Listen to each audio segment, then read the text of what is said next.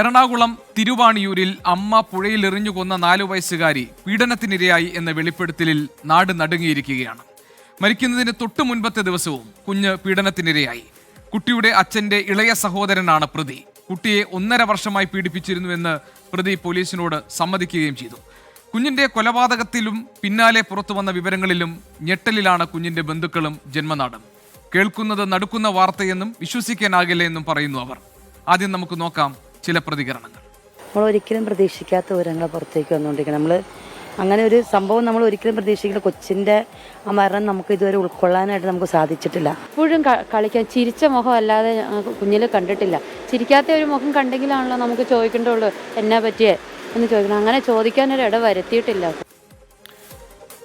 നിങ്ങളുടെ പ്രതിനിധി YS അഭിനന്ദ് നമ്മളോടൊപ്പം ചേരുന്നുണ്ട് പുതിയ വിവരങ്ങളുമായി. അഭിനന്ദ്, ഇപ്പോൾ നമുക്ക് ഒടുവിൽ വന്ന വിവരമനുസരിച്ച് അച്ഛൻ്റെ ഇളയ സഹോദരൻ ഈ കുട്ടിയെ പീഡിപ്പിച്ചിരുന്നു. കുഞ്ഞ് ബലാത്സംഗത്തിനിരയായിരുന്നു. പോസ്റ്റ്മോർട്ടം റിപ്പോർട്ടിൽ എന്തൊക്കെ കാര്യങ്ങളാണ് കണ്ടെത്താൻ കഴിഞ്ഞിട്ടുള്ളത്? ഇപ്പോൾ അറസ്റ്റ് ചെയ്യപ്പെട്ട പോക്സോ കേസിൽ അറസ്റ്റ് ചെയ്യപ്പെട്ട ഈ പ്രതി എന്തൊക്കെയാണ് വെളിപ്പെടുത്തിയിരിക്കുന്നത്? എന്തൊക്കെയാണ് പോലീസിന് നൽകിയിരിക്കുന്ന മൊഴി? അമ്മയെ വീണ്ടും പോലീസ് ചോദ്യം ചെയ്യുന്നു എന്ന വിവരങ്ങൾ നേരത്തെ വന്നിരുന്നു. അതിൻ്റെ പുതിയ വിവരങ്ങൾ എന്തൊക്കെയാണ്?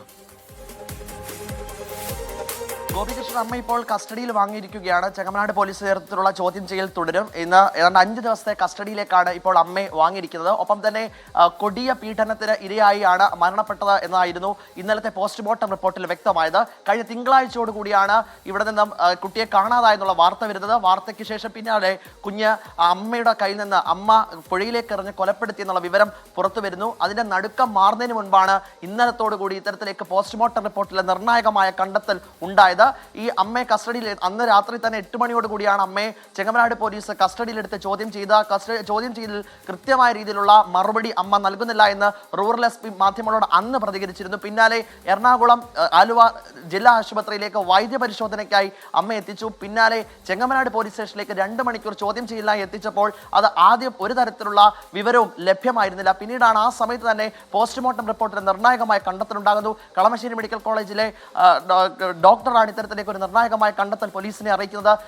അതിന്റെ അടിസ്ഥാനത്തിൽ ആ പോസ്റ്റ്മോർട്ടം റിപ്പോർട്ടിന്റെ അടിസ്ഥാനത്തിൽ കൃത്യമായി തന്നെ അമ്മയുടെ മൊഴി രേഖപ്പെടുത്തുന്നത്. പിന്നാലെയാണ് മജിസ്ട്രേറ്റ് കോടതിയിൽ ഹാജരാക്കി അമ്മയെ അന്ന് റിമാൻഡ് ചെയ്തത്. ഇന്നലെയാണ് പോസ്റ്റ്മോർട്ടം റിപ്പോർട്ടിലെ കൂടുതൽ വിവരങ്ങൾ പുറത്തു വന്നതും കൊടിയ പീഡനത്തിന്, ലൈംഗിക ചൂഷണത്തിന് ഇരയായതാണ് ഈ കുട്ടി കുട്ടിയെ അമ്മ പുഴയിലേക്ക് എറിഞ്ഞ് കൊലപ്പെടുത്താനുള്ള കാരണമെന്നടക്കമുള്ള കാര്യങ്ങളിലേക്ക് പോയി. അങ്ങനെ പുത്തൻകുരിശ് ഡിവൈഎസ്പിയുടെ നേതൃത്വത്തിലുള്ള പ്രത്യേക അന്വേഷണ സംഘം രൂപീകരിച്ചു.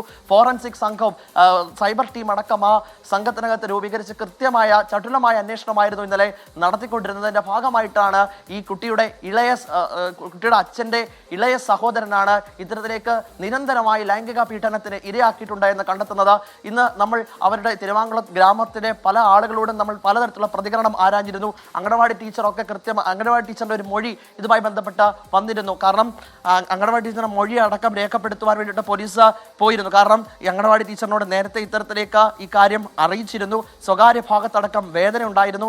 അത് മൂത്രാശയ സംബന്ധമായ രോഗങ്ങളാണ് എന്ന് ഡോക്ടർമാർക്ക് നിർദ്ദേശം നൽകി. അതിന്റെ പശ്ചാത്തലത്തിലാണ് അംഗനവാടി ടീച്ചറിനെ അടക്കം മൊഴി രേഖപ്പെടുത്തുവാൻ തീരുമാനിച്ചത്. ഇന്ന് അംഗനവാടി ടീച്ചറിന്റെ പ്രതികരണം ഇപ്രകാരമായിരുന്നു: തനിക്ക് ഇതുമായി ബന്ധപ്പെട്ട് ഒരു തരത്തിലുള്ള കാര്യവും അറിയില്ലായിരുന്നു. വളരെ സന്തോഷത്തോടു കൂടിയിട്ടാണ് ദിനംതോറും ദിനപ്രതിയുള്ള കാര്യങ്ങൾ പഠിക്കുവാനായിട്ട് വന്നിരുന്ന ഒരു കുട്ടിക്ക് ഇത്തരത്തിലുള്ള ചൂഷണങ്ങൾ നേരിട്ടുണ്ടായിരുന്നെന്ന് ഒരു വ്യക്തതയും ഇല്ലായിരുന്നു എന്നാണ് അംഗനവാടി ടീച്ചർ പ്രതികരിച്ചത്. ഗ്രാമപഞ്ചായത്ത് അംഗവും അതുമായി ബന്ധപ്പെട്ട പ്രതികരണമാണ് നടത്തിയത്. ഇവരുടെ കുടുംബ പശ്ചാത്തലത്തിലേക്ക് വരികയാണെങ്കിൽ 3 സഹോദരങ്ങളുള്ള ഒരു അമ്മയും അച്ഛനും 3 ആൺമക്കളുള്ള ഒരു കുടുംബം. അതിനകത്ത് മൂത്തയാളാണ് ഈ കുട്ടിയുടെ അച്ഛൻ.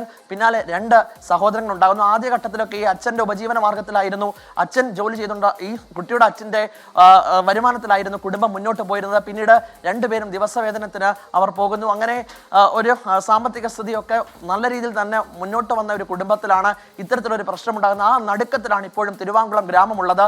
എന്തായാലും അമ്മയുടെ മൊഴിയടക്കം രേഖപ്പെടുത്തി കൃത്യമായ ഒരു അന്വേഷണത്തിലേക്കാണ് ഇപ്പോൾ പോലീസ് കടന്നിരിക്കുന്നത്. പുത്തൻകുരിശ് പോലീസ് നേതൃത്വത്തിൽ ഇന്നലെയാണ് ഈ അച്ഛന്റെ ഇളയ സഹോദരനെ കസ്റ്റഡിയിലെടുക്കുന്നത്. ഇളയച്ഛൻ ഇത്തരത്തിലേക്ക് കൊടിയ ലൈംഗിക ചൂഷണത്തിന് കുട്ടിയെ ഇരയാക്കിയതെന്ന് കണ്ടെത്തൽ.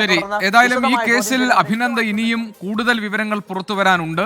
ഇങ്ങനെ കുഞ്ഞ് പീഡനത്തിനിരയായിരുന്നു എന്ന വിവരം അമ്മയ്ക്ക് അറിയാമായിരുന്നോ? അറിഞ്ഞിട്ടും പറയാതിരുന്നതാണോ? അതിന്റെ മാനസിക സംഘർഷം അവർ അനുഭവിച്ചിരുന്നോ? അതല്ലാതെ മറ്റെന്തെങ്കിലും കുടുംബ സാഹചര്യങ്ങൾ ഈ വിവരങ്ങൾ പുറത്തു വരുന്നതിന് അവർക്ക് തടസ്സമായി നിന്നിരുന്നു എന്ന് തുടങ്ങി കേരളത്തിന്റെ പൊതുസമൂഹത്തിന് അറിയാത്ത, ഇപ്പോഴും മറഞ്ഞു കിടക്കുന്ന ഒരുപാട് വിവരങ്ങൾ ഇനിയും പുറത്തു വരാനുണ്ട്. അതൊരു പക്ഷേ ഇനി വരും ദിവസങ്ങളിൽ അല്ലെങ്കിൽ വരും മണിക്കൂറുകളിൽ നടക്കുന്ന ഇൻവെസ്റ്റിഗേഷനിലൂടെ, അന്വേഷണത്തിലൂടെ ഈ കാര്യങ്ങൾ പുറത്തു വരും എന്ന് നമുക്ക് കരുതാം.